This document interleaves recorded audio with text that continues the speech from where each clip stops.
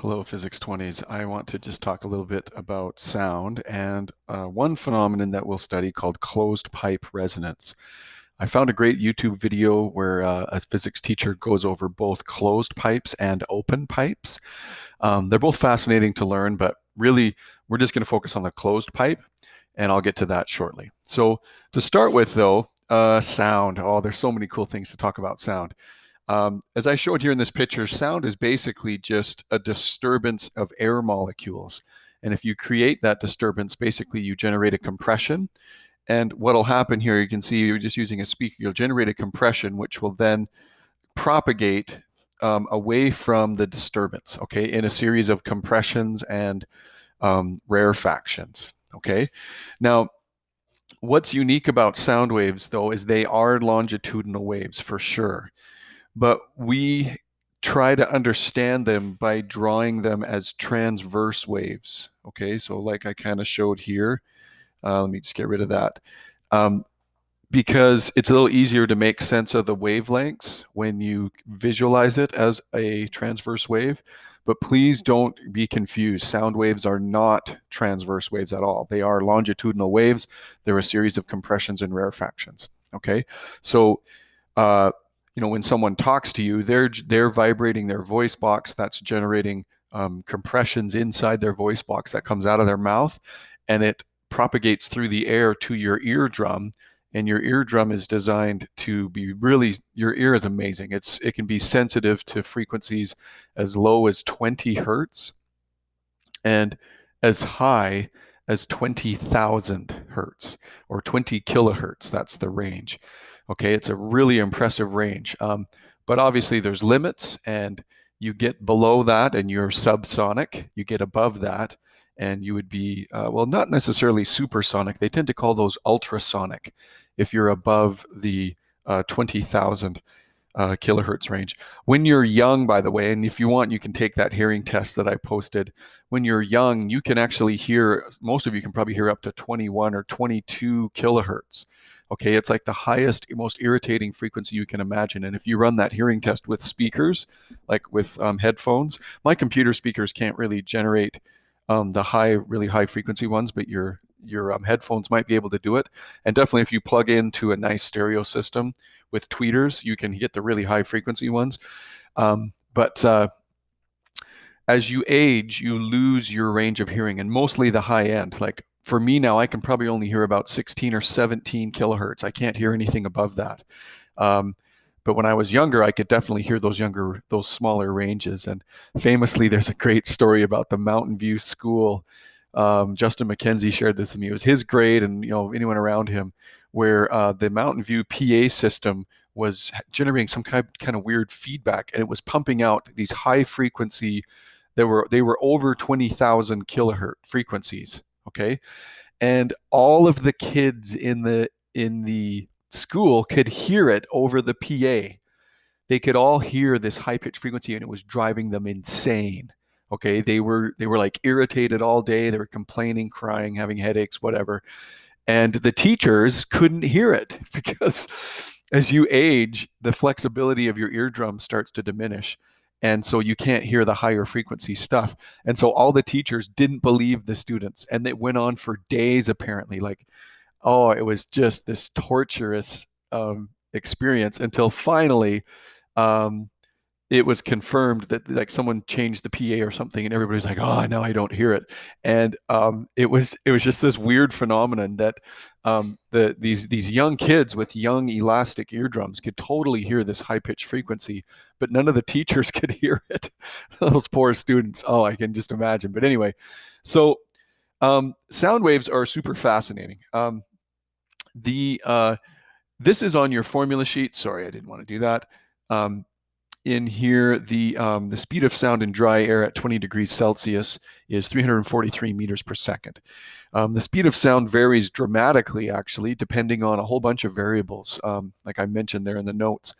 Um, the density of air, the temperature, the humidity, all of those things affect the speed of sound. So you can have a range. I put a rough gauge here, about 300 meters per second up to 350. the speed of sound can definitely vary depending on your conditions.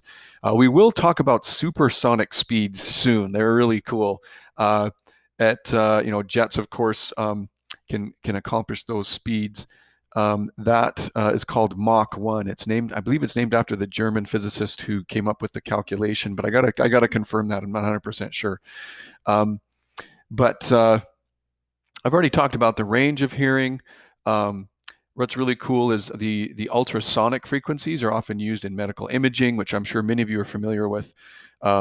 Pregnant women can get an image of their fetus using ultrasound frequencies. Obviously, you can't hear them, but they will bounce off of tissue. So they'll bounce off of the baby and come back to the machine. The computer can use that to generate an image. And yes, you can determine how healthy the baby is, the sex of the baby, everything essential. And ultrasound or ultrasonic treatments can also be higher intensity, and they can use them to break up gallstones and kidney stones just by pounding. But again, you can't hear it because it is ultrasonic. Appreciate, though, that sound travels very fast in other mediums compared to air.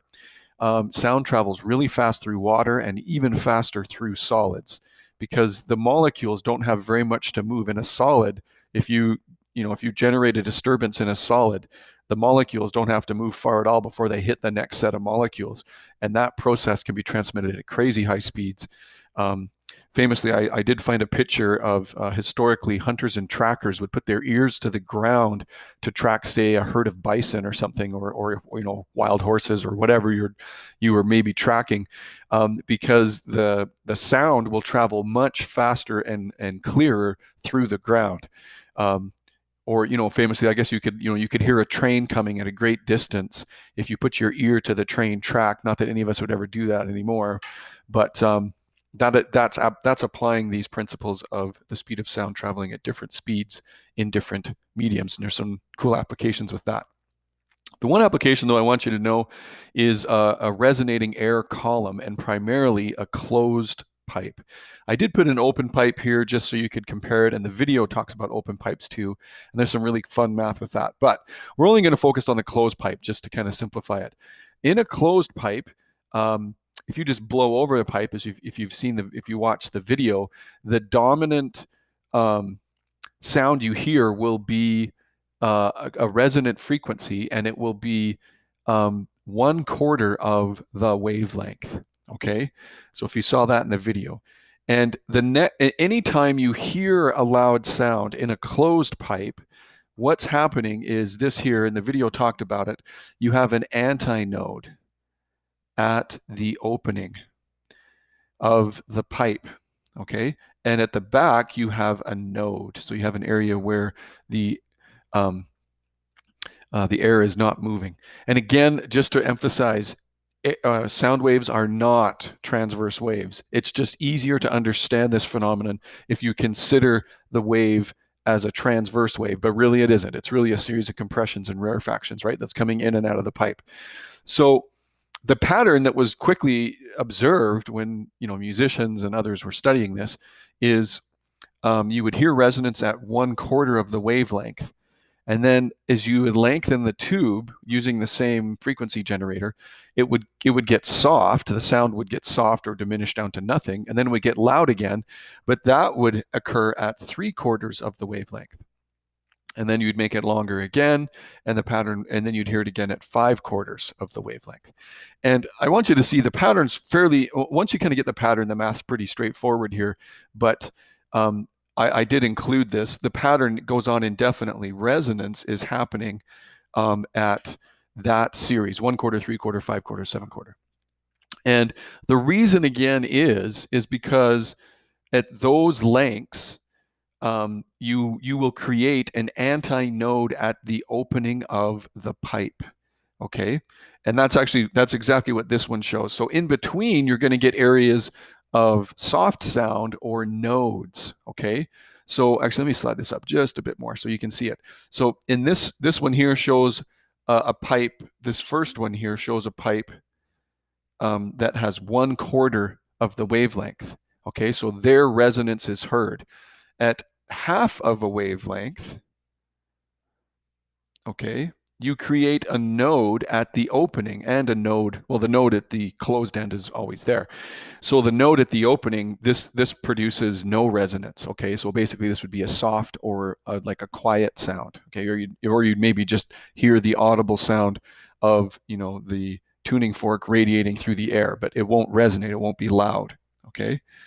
And then carrying on, you make it a bit longer, and now you can fit 3/4 of the wavelength in there. Okay, and there you would have resonance there, but at a full wavelength. Okay, so you can see here comes the wave in, it hits the back of the tube, and then it reflects back. Okay, it's exactly the standing wave pattern we discussed earlier.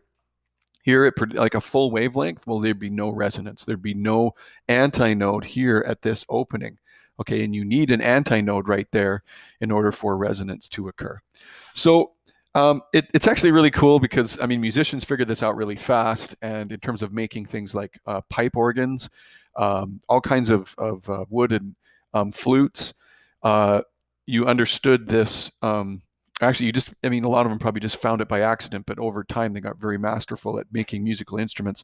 And this is the technique. So just to review and kind of end on this with these fractions, you can see here, if I start on the left, and if I made a pipe that was 1/4 of the wavelength, 1/4 of a complete wavelength, right? So you can find the wavelength. Here would be a wavelength all the way up and all the way back. There's a whole wavelength.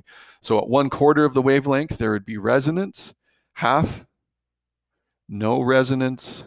At 3/4, there'd be resonance. And at one whole wavelength, there'd be no resonance. And so that pattern just keeps going and going forever.